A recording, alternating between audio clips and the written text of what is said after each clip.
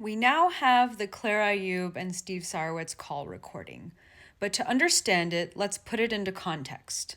This recording was included as an exhibit to the motion for attorney's fees and sanctions under 47.1. Specifically, it was referenced to illustrate that Wayfarer had a plan to retaliate against Lively this whole time. The quotations were used to support the argument that Wayfarer would retaliate, meaning sue Lively in retaliation for her having brought her sexual harassment complaints. That is the only purpose by which it is brought in by Lively for supporting her argument. That argument being, they, Wayfarer, retaliated against me for making my sexual harassment complaint, and here is evidence to support that they were going to retaliate against me for bringing my sexual harassment complaint. Enter quotation.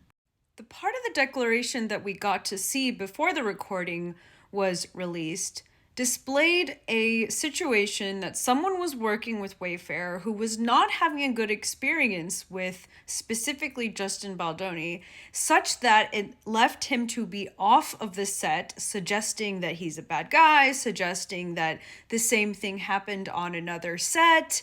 And because of concern over a conversation regarding that agreement not to show up on set, there was a conversation between Claire Ayoub and Steve Sarowitz, and that's why the call was recorded. Now, I don't care whether it was illegal or not. That is not really the issue at this point.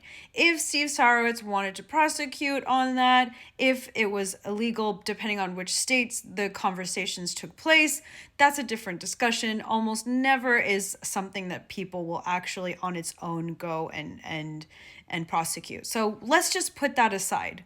So here we have the conversation between Steve Sarowitz and Claire Ayoub, but was it about what she says it is in this declaration? Everyone should listen to the call and decide for themselves. When I listened to the call, I did not hear it to be related to this agreement that Justin does not appear on the set or in the marketing of this film.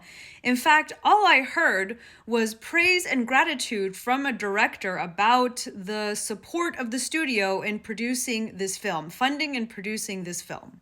So the declaration doesn't seem to add up. It doesn't seem to support or say what actually occurred on this call. Furthermore, the context of that conversation helps us to understand that quotation a bit more, because Steve Sarowitz seems to be talking about reacting to if claims are brought against the studio, how he would react. He would protect the studio. It does not say anything about suing Lively. It does not say anything about suing Ryan Reynolds. It does not say anything about suing by Wayfarer. The only thing it says is to protect the studio, which means defend, which is exactly what they are still doing today, and they are legally entitled to do so. Defending a lawsuit is perfectly legal, and it is not prevented by 47.1. So it's a total stretch for Lively's counsel to say that this shows that they filed their defamation suits against Lively in retaliation for her bringing sexual harassment complaints or a sexual harassment lawsuit, because there was no lawsuit at the time. And nowhere in the recording is Steve saying, "I will sue her." He simply says, "I will defend Wayfarer." And if someone comes after my client and threatens to sue them, I would say the same thing. I would say, I want to protect them. I will defend them. So it doesn't even say what they wanted to say in support of 47.1. Bachiko Hawks, you had previously pointed out that all the statements in the pleadings that have been attributed to Sarowitz about retaliating against Lively are actually forward-looking. So looking at what will happen if I get attacked, I will defend. So I will, not I did. And that is important because in a retaliation claim, you're saying that you did something in retaliation for something that I did. Not that you're going to do something because of something that I did. At least in this case, that is how it is framed.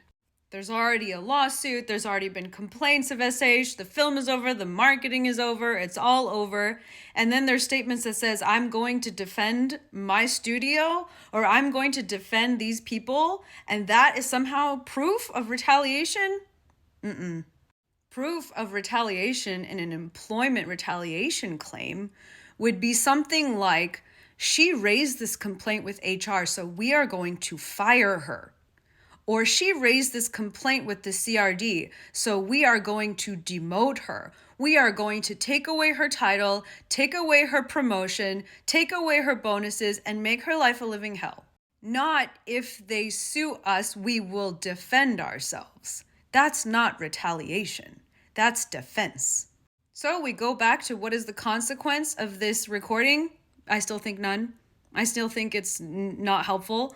I think, if anything, the judge is going to ignore it if and when he ever gets to the 47.1 motion. I don't think it's going to come up at summary judgment. I think it was a very, very risky move for Claire Ayoub to provide this to the Lively team and to agree to have it publicized. I'm not a PR expert, but as a person of the public, I have question marks about why someone would do that. And I'll leave that to the PR experts to break down. But from a legal perspective, it does still, to me, has no bearing and isn't going to support any of the claims. And I can see now why Wayfarer wanted this to come out in public. They wanted people to hear the voices. They wanted to have people come to the conclusion on their own, which you still should. Don't take my word for it. Go listen to it.